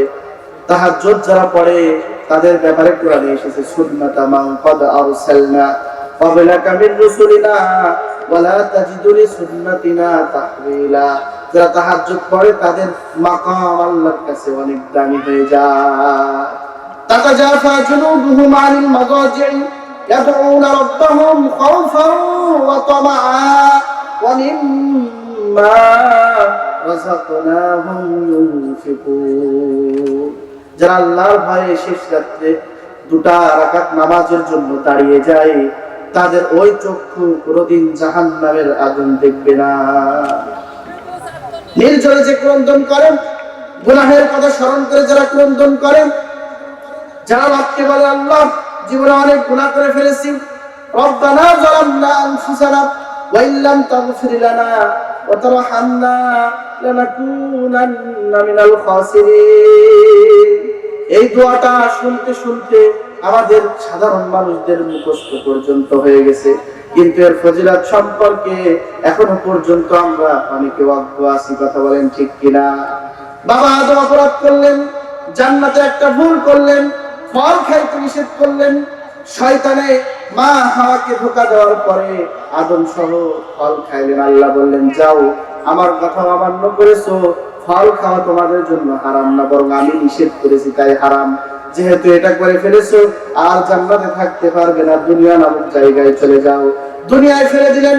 100 বছর পর্যন্ত ক্রন্দন করলেন। 100 বছর পরে কাটার পরে চক্ষু দিয়ে রক্ত প্রবাহিত হওয়া শুরু করলো। বাবা আদমের দাঁত পড়ে গেল, কি ভুলটাই করলাম। আল্লাহর কাছে ক্রন্দন করলো। আল্লাহ তাআলা বলল, একটা কালিমা শিক্ষা দিল। আল্লাহ তাআলা আয়াত বললেন, ফাতালাক্কা আদামু মির রাব্বিহি কালিমাতিন ফাতাবা আলাইহি। কালিমা শিক্ষা দিলেন, ওই কালিমাটা আমার সাথে সাথে পড়েন, রব্বানা যালামনা আনফুসানা ওয়া ইল্লাম তাগফির লানা ওয়া তারহামনা লানাকুনান্না মিনাল খাসিরিন। আল্লাহ নফসের উপরে জুলুম করে ফেলেছি, অন্যায় করে ফেলেছি। এখন তুমি যদি আমাকে ক্ষমা না করো তাহলে ক্ষতিগ্রস্ত হয়ে যাব। কি হয়ে যাব? ক্ষতিগ্রস্ত হয়ে যাব। আল্লাহ ক্ষতিগ্রস্ত হবে না, আমরা ক্ষতিগ্রস্ত হয়ে যাব, কারণ আমরা নিজেদের নফসের উপরে জুলুম করে ফেলেছি, নিজেদের নফসের উপরে অন্যায় করে ফেলেছি, আমরা ক্ষতিগ্রস্ত হয়ে যাব। এই কারণে এই দোয়াটা রব্বুল আলামিন আমাদের শিক্ষা দিয়েছেন। কি করেছেন? শিক্ষা দিয়েছেন। এজন্য রাতের সময়, রাতে গভীর রাতে উঠে আপনি নামাজ পড়বেন আর রবের কাছে ইস্তিগফার করবেন। এটা হলো রহমানের গোলামের 3 নম্বর গুণ। কয় নম্বর? মনে রাখতে হবে কিন্তু। এবার দ্রুত বলছি, ঠিক আছে? আর দেরি করছি, এই যে জুতো ঠিক করছে না, বুঝে যাবেন, সাথে নিয়ে যান, আমারও ভয় লাগে খুব, আমাদের জুতো ভয়। 3 নম্বর হলো রাতে দাঁড়িয়ে দাঁড়িয়ে নামাজ পড়বে। 4 নম্বর রহমানের গোলাম তারা, বান্দারা সর্বদাই আল্লাহর ভয়। আল্লাযীনা ইযা আনফাকু লাম ইউসরিফু ওয়া লাম ইয়াকতুরু ওয়া কানা বাইনা যালিকা কাওয়ামা। রহমানের গোলাম তারা দান করে, কিন্তু তারা বিশেষ কিছু দান করলে দানের অব্যাহতা বজায় রেখে তারা দান করে। ধরেন আপনি 5,000 টাকা বেতন পান, এখন এই বেতনের টাকা পুরোটাই দান করে দিলেন, তাহলে খাবেন কি? ইসলাম কত ভারসাম্য দেখেন, কত ব্যালেন্স সম্পূর্ণ। আপনি দান করার কথা আমরের সিগা আল্লাহ দিয়েছেন, দান করতে বলেছেন আল্লাহ তাআলা আনফাকু লাম ইউসরিফু, আল্লাহ দান করতে বলেছেন, কিন্তু এমন করে দান করা যাবে না যেমন করে দান করলে আপনার সংসারই চলে না। বেশি চাচা বুজুর্গ দেখাইতে যে 5,000 টাকা বেতন পান, 5,000 টাকায় যদি আল্লাহর রাস্তায় দিয়ে দেন তাহলে খাবেন কি? তাই আল্লাহ বলছে ওই গোলামরা এমন যারা দান করে, কিছু টাকা দান করে, যা দান করে তার চাইতেও বেশি কিছু তার কাছে রাখে। আল্লাহু আকবার বলবেন না? দেখেন ইসলাম কি কঠিন কর আপনি, ইসলামের চাইতে সহজ আর কোন ধর্ম পৃথিবীতে আর নাই।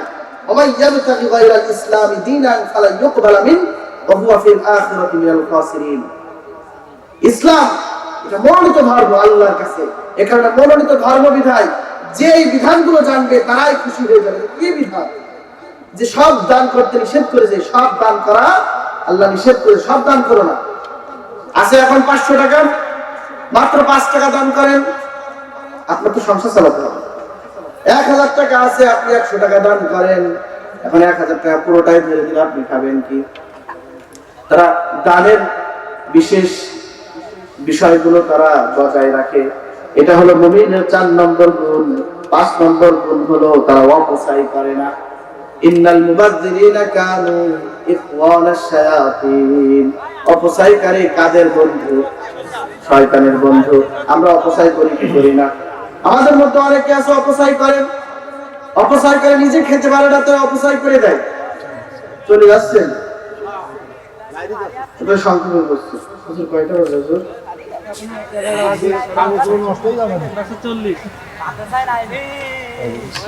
এখনই ছেড়ে দেবো ইনশাল্লাহ, খুব দ্রুত বলে দিই। হ্যাঁ, যেহেতু বলেছি, যেহেতু না বললে তো হয় না। অনেক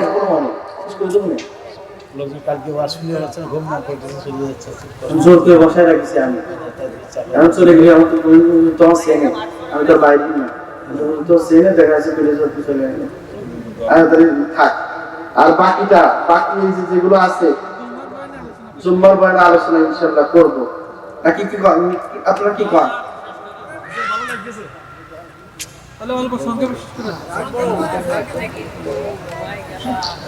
হ্যাঁ হুজুর ঠিকই বলেছেন। তারপরে রব্বুল আলামিন বলছেন 6 নম্বর 5 নম্বর গুণ হলো ওয়াল্লাযিনা লা ইয়াদউনা মা'আল্লাহি ইলাহান আখার ওয়া লা ইয়াকতুলুনা আন-নাফস আল্লাতী হারামাল্লাহ।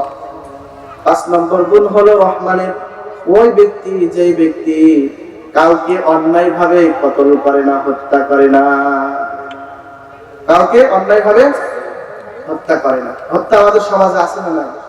হত্যা যে পরিমাণে হত্যা হয়ে গেল, এত হত্যা করেই পরে কয় আমি কি করেছি, তুমি কিছু করনি, সব আমি করেছি। আমি কি করেছি? বিদেশ থেকে কয়, তাই না? লাইভে কয়, ওই যে একটা পেজ আছে, তাছাড়া তো তাদেরটা কেউ ছাড়ে না। কয় আমি কি করেছি, তুমি কাজ করেছো সেটা আমরাও জানি, পদ্মা সেতু করেছো, এ করেছো, সেগুলো সব ঠিক আছে, কিন্তু তুমি করনি কি? শাপলা চত্বরে আলেমদের যেভাবে লাইট অফ করে দিয়ে, বিদ্যুৎ অফ করে দিয়ে, যারা শাপলা চত্বরে ছিল তারা জানে সেই ভয়াবহ রাতের কথা। আমার উস্তাদরা যখন বলে 2 চোখের পানি ধরে রাখতে পারি না, কিভাবে এভাবে আলেমদের গায়ে মারলো। হুজুররা যারা ছিল, হয়তো যারা ছিল তাই বলছে, শোকের একটা আওয়াজ বের করলো আহ বলে, কারণ তারা জানে যে শাপলা চত্বরে সে রাতে, কালো রাতে কি হয়েছিল। তারপরে কি করেছি আমি, তুমি কিছু করনি, সব বাংলার জনগণ করেছে, কিছু করনি।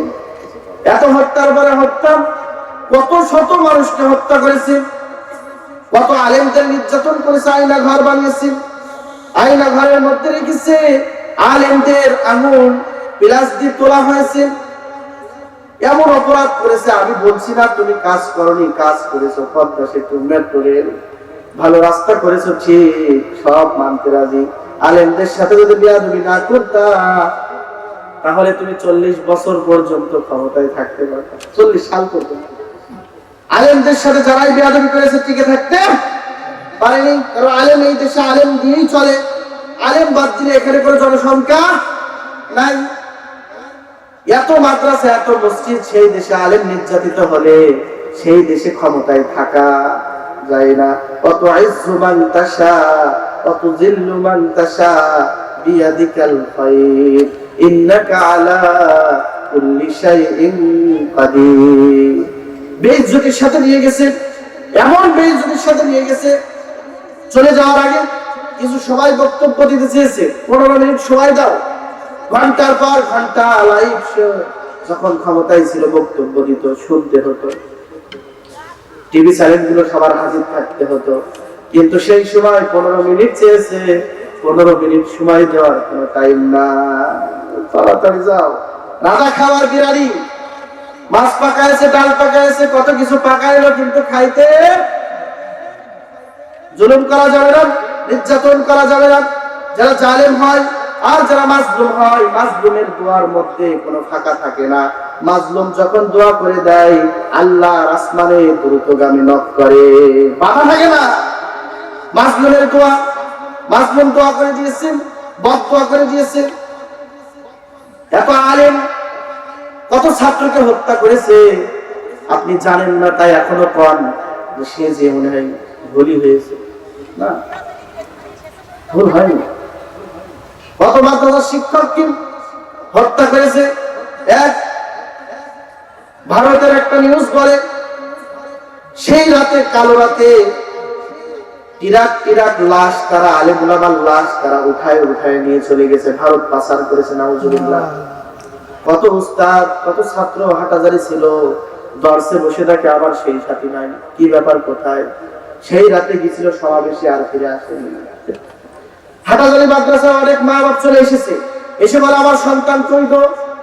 হুজুর কোনো জবাব দিতে পারে না, কারণ কই হুজুর তো জানে না, হুজুর তো পালে এসেছে। ওই রাতে বিদ্যুৎ অফ করে দিয়ে মেরেছে। কি করবে? হুজুরের কোনো জবাব নাই, চোখের পানি ফেলা ছাড়ার কোনো উপায় নাই। এত মানুষের রক্ত মিথ্যা যায় না। এজন্য হত্যা যারা করে তারা শেষ পর্যন্ত লাঞ্ছনা এবং বঞ্চনা হয়ে তারা শেষ পর্যন্ত টিকে থাকতে পারে না। হত্যার সাথে ইসলামের কোনো সম্পর্ক নাই। আল্লাহ তাআলা বলছেন, ওয়া ইয়াকতুল মুমিনান মুতাআম্মিদান ফাজাযাউহু জাহান্নামু খালিদান ফিহা। যারা হত্যা করবে, দুনিয়াতে তো তাদের বেইজ্জতি আছে, আর যারা হত্যা করবে তাদের কোনো মুমিন যদি কোনো মুমিনকে হত্যা করে, তাহলে জাহান্নামের মধ্যে খালিদান ফিহা, অনন্তকালের জন্য তাকে জাহান্নামে রাখা হবে। কিছু টাকার জন্য আর ক্ষমতায় বসার জন্য আপনার নেতার কথা শুনে আপনি একজনের উপরে চড়াও হয়ে কিছুই জানেন না, গামাতা তাকে হত্যা করে সুখ করে আপনি হত্যা করলেন, এটার কারণে আপনার অনন্তকাল জাহান্নামে জ্বলতে হবে। কথা বলেন ঠিক কি?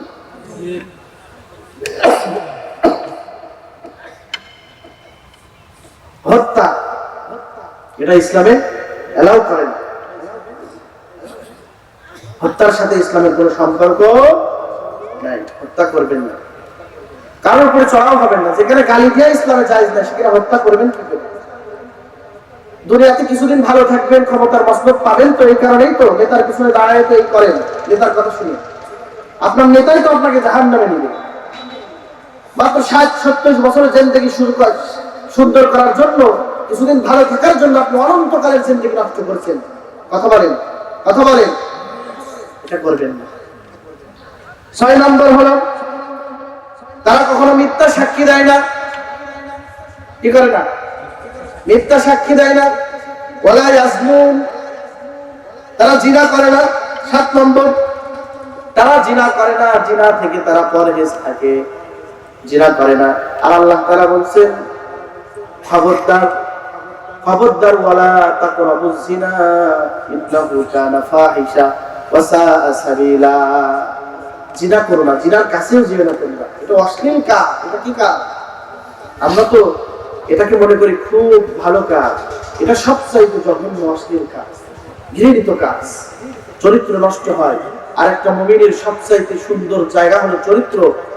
আকমালুল মুমিনিনা ঈমানান আহসানুহুম খুলুকা। আল্লাহ রাসূল সাল্লাল্লাহু আলাইহি ওয়াসাল্লাম বলেছে, ওই ব্যক্তি সবচেয়ে সুন্দর যার চরিত্র সুন্দর। চেহারা সুন্দর না, চরিত্র যার সুন্দর সেই হলো সবচেয়ে বেশি সুন্দর। আল্লাহ আমাদের এই 7টা গুণের উপরে আমল করার তৌফিক দান করেন। অনেকের কষ্ট হয়ে যাচ্ছে, জুলুম হয়ে যাচ্ছে। ওয়াজ শোনা এটা ফরজ না, ওয়াজিব না, ঠিক না, সুন্নাতে মুআক্কাদা। সেই ক্ষেত্রে আপনাদের এত কষ্ট দেওয়া ঠিক না। ফজরের নামাজ পড়তে হবে, প্রতিদিন ওয়াজ হয়, কিন্তু নতুন নতুন মুসল্লি তো আর হয় না। মসজিদে দেখি না তো হয়ে থাকে, নতুন নতুন মুসল্লি তো হয় না। প্রতি বছর ওয়াজ হয়, কিন্তু প্রতি বছর একটা করে যদি মুসল্লি বেরতো নতুন মুসল্লি, তাহলে তো খুশি হতাম। নতুন মুসল্লি হয় না, শুধু ওয়াজ হয়, ঠিক না? আমি নতুন মুসল্লি চাই। মসজিদের সৌন্দর্য হলো মুসল্লি। মসজিদের সৌন্দর্য কি ভাই? মুসল্লি। মুসল্লি চাই। নামাজ পড়বেন কে কে দেখি আজকে থেকে 5 ওয়াক্ত। যারা পড়েন না, যারা পড়েন তারা তো হাত তুলছে। আমাদের মুসল্লি ইব্রাহিম সাহেব হাত তুলছে, উনি তো আমার পিছনে ছাড়েন, এসে ধরে দেখছি উনি 5 ওয়াক্ত নামাজের পাবন্দি করছে। যারা পড়েন না তারা আজকে থেকে পড়বেন, এমন কে কে আছে? আচ্ছা হাত তুলবেন, এমনি নিয়ত করেছে পড়বে। আল্লাহ আমাদের 5 ওয়াক্ত নামাজে হওয়ার তৌফিক দান করেন। শুনেন, নামাজ হলো দ্বীনের খুঁটি, ইসলামের খুঁটি। কেউ যদি নামাজ নষ্ট করে ইসলামের খুঁটিটা ভেঙে ফেলে। এই যে এগুলো হলো খুঁটি না, এগুলো যদি ভেঙে ফেলি আমি চারিদিক থেকে, এটা থাকবে না, আমাদের মাথায় পড়বে। উবাইদুল কাদের ভাষণ দিচ্ছেন, এর মধ্যে স্টেজ ভেঙে চলে পড়ছে। কি হলো কি হলো? যেই বলেছে স্মার্ট স্মার্ট বাংলাদেশ তলায় গেছে। তো খুঁটি হলো ইসলাম, নামাজ, এটা হলো খুঁটি ইসলামের। আপনি তো খুঁটি ভেঙে ফেলেছেন, ইসলামটা নষ্ট করে ফেলেন, আপনার জন্য ইসলাম নষ্ট হলো। এজন্য মা বোনদের বিষয় তো বলাই হয়নি, একটু না বললে তো নয়। আমার মা বোনের আপনারা এবার একটু খরগোশের মতন কানটা খাড়া করেন। আপনাদের কথা মাত্র 5-7 মিনিটের মধ্যে বলে শেষ করবে ইনশাআল্লাহ। মা বোনদের কোরআনে ওই রকম ধারাবাহিক ভাবে কোনো ওয়াজ নাই, কি নাই? ওয়াজ নাই। মা বোনদের ঘুরোয় ঘুরোয় ওই 4টে কথা। কয়টা কথা? 4টে কথা। যা বলবো, আল্লাহ রাসূল বলেছেন, আল মারআতু ইযা সাল্লাত খামসাহা ওয়া সামাত শাহরাহা ওয়া আহসানাত ফারজাহা ওয়া আতাআত বালাহা ফালতাদখুল মিন আইয়ি আবওয়াবিল জান্নাতি শাআত। আল্লাহ রাসূল বলেছে, কোন মহিলা, কোন মেয়ে লোক যদি 4টি কাজ করে, কয়টি? 4টি কাজ যদি কোন মেয়েরা করে, কোন মহিলা যদি করে, আল্লাহর নবী বলেছেন ওই 4টি কাজ করাতে জান্নাতের 8 দরজা তাকে ওয়েলকাম জানাবে। 8 দরজা তাকে ডাকবে আর বলবে, ও মহিলা তুমি আমার দরজা দিয়ে আসো। ডাকতে থাকবে, এক একটা দরজার এক একটা মর্তবা। জান্নাতুল ফেরদাউসের সবচাইতে বড় মর্তবা সেও ডাকবে, জান্নাতুল আদ ডাকবে, জান্নাতুল খুল ডাকবে, জান্নাতুল মাওয়া ডাকবে, দারুল করার ডাকবে, দারুল মাকাম ডাকবে। আপনার সবাই তখন ওয়েলকাম জানাবে, ও মহিলা 4টে গুণ অর্জন করে আমল করেছিল, আসো আমার কাছে আসো, যাও তুমি জান্নাতে প্রবেশ করো। যেই দরজা দিয়ে মনে চাই ও মহিলা তুমি প্রবেশ করো। মাত্র 4টি কাজ। কয়টি কাজ? আরো জোরে মুখস্থ করেন, কয়টি কাজ? আরো জোরে। এই 4টি কাজ বলো।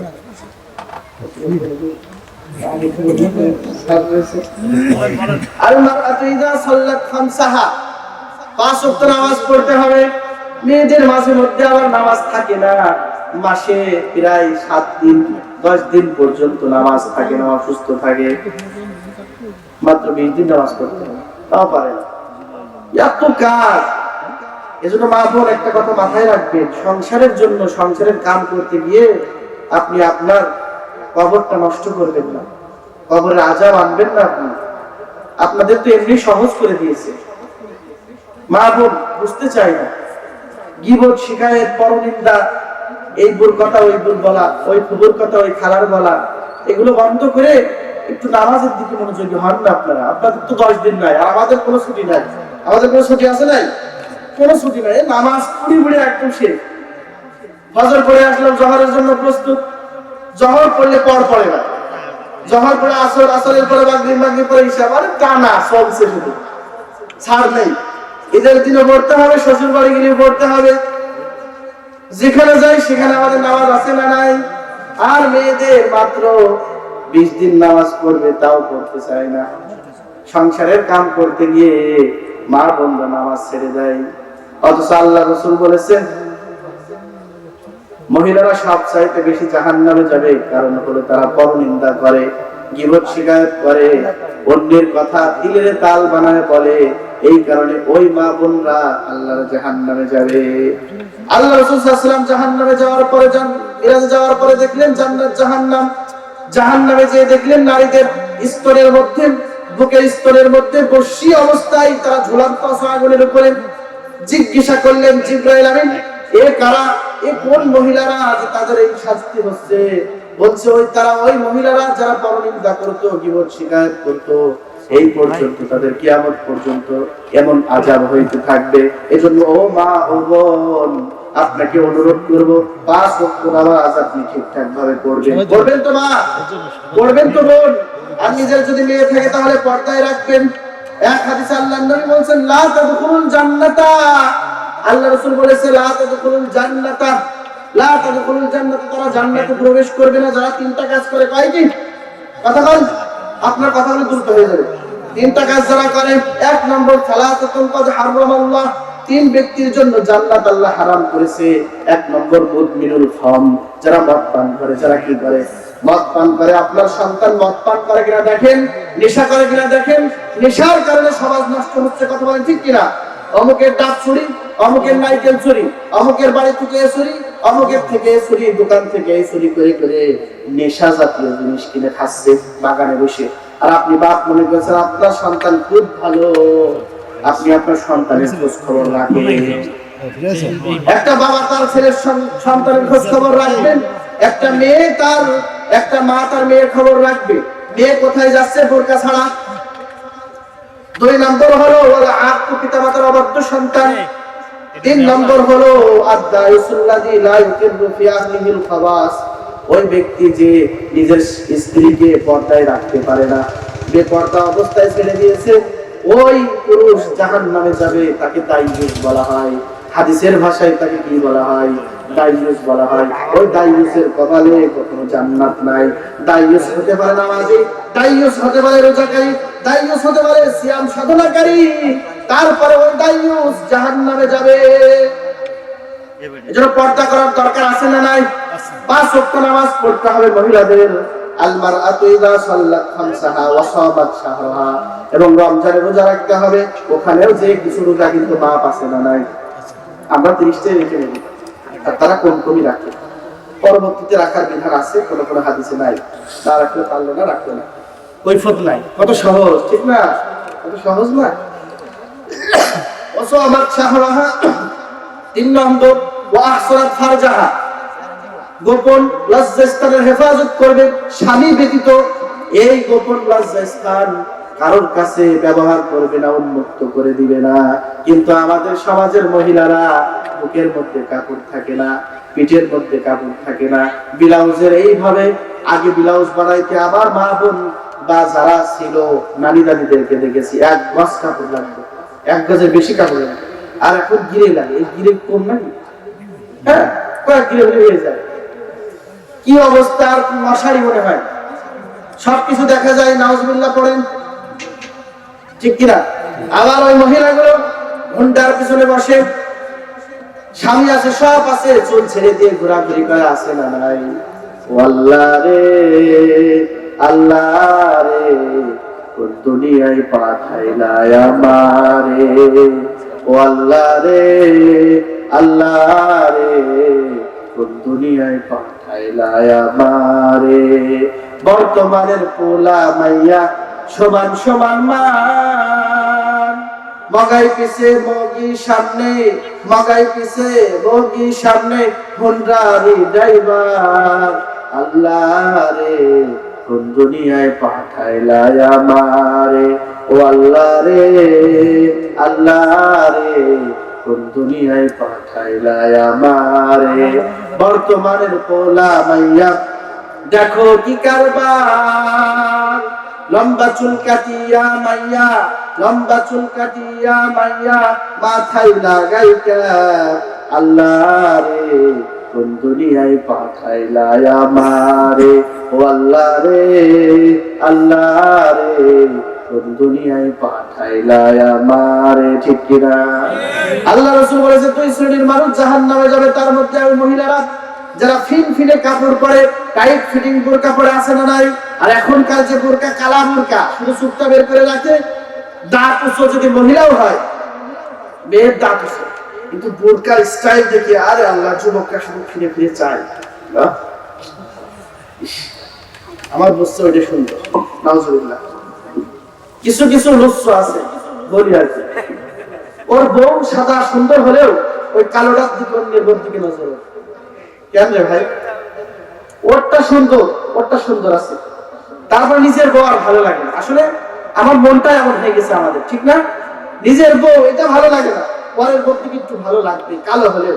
ও যদি দাঁত নাও মাঝে, ওইটাও আমার কাছে ভালো। আল্লাহ রাসূল বলেছে যারা চুল বাঁধে উঁচু করেন আর হিজাব করে, দেখবেন আরবদের ন্যায়। কিছুদিন আগে আবু তাহা আদনান, ওনার ওয়াইফ লাইভে আসছিল, লাইভে এসে ঘোড়ার মতন, ঘোড়া যেমন পুষ বের হয় না, ঘোড়া ওই রকম ভাবে বোরকা পরে আসছে। এই স্টাইলে বোরকা আমাদের সমাজে চলে এসেছে। ফিতনা আর ফিতনা, এর থেকে আগেই ভালো ছিল শাড়ি, আর ওই মশারি পরাই ভালো ছিল। এই বোরকা এসে মানুষ কালারার দিকেও চায়, ধলারার দিকেও চায়। বুড়ি আসছে তো, বুড়ি চামড়া একেবারে পাতলা হয়ে গেছে, চামড়া গুছাই গেছে, কিন্তু ওই বোরকা পড়েছে। এখন মনে হয় না যে ও বুড়ি, ওর বুকে তাকায়, কাছে এসে দেখে কি রে, এ তো চোখই দেখা যায় না। এই হলো অবস্থা। ধোকা, দুনিয়াটার মতন ধোকা, দুনিয়া যেমন ধোকা, ওইটাও তেমন ধোকা, বোরকার মধ্যে ধোকায় পড়বেন না আমার প্রিয় ভাইরা। আর আমার যারা বোন শুনছেন, আপনার মেয়েকে এইভাবে বের হতে দিবেন না। ঢিলা ঢালা কাপড় নিজে পরবেন। দুনিয়ায় শান্তি না, দুনিয়ায় সুনাম না, আখিরাতের সুনাম, আখিরাতের শান্তি। এজন্য খবরদার, মহিলারা নিজের লজ্জাস্থানের হেফাজত করবে। 3 নম্বর, লজ্জাস্থানের হেফাজত করতে হবে। লজ্জাস্থান অপব্যবহার করা যাবে না, অন্যের কাছে এটা দিয়ে দেওয়া যাবে না, আপনার স্বামীর জন্য আমানত। লজ্জাস্থানের হেফাজত করতে হবে। আর 4 নম্বর হলো স্বামীর ইতাআত করতে হবে। স্বামীর ইতাআত তো করতেই চায় না। স্বামী যদি বলে পানি একটু ঢেলে দাও তো মাটির থেকে এসে, স্ত্রী বলে তুমি কি দেখছো না আমি যে কি কাম করছি? তোমার চোখে পড়ছে না ঢেলা কাটা বুধু? তোমার চোখে পড়ে না আমি যে এত কষ্ট করছি, সারাদিন যে কাজ করলাম, মাটিতে এসেই আর পানি দাও, তুমি পানি খাও, ঢেলে আবার ঢেলে দাও।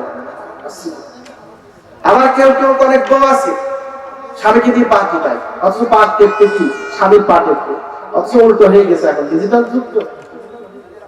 স্বামীর খেদমত করলে একটা স্ত্রীর গর্বে সুসন্তান আসবে, বরকত আসবে। স্বামীকে নিয়েই খুশি থাকেন, অন্য পুরুষের দিকে তাকানোর চেষ্টা করেন না। বরং আপনি মনে করছেন তার সাথে কথা বললে বা তার ফাঁদে পড়লে আমার হয়তো জীবন ভালো হতে পারে। স্বামীর ঘর বেরিয়ে দেখেন আপনাকে কোথায় যে বিক্রি করে দিবে, আপনি এটা ভাবতেও পারেননি। এমন ছলচাতুরি করবে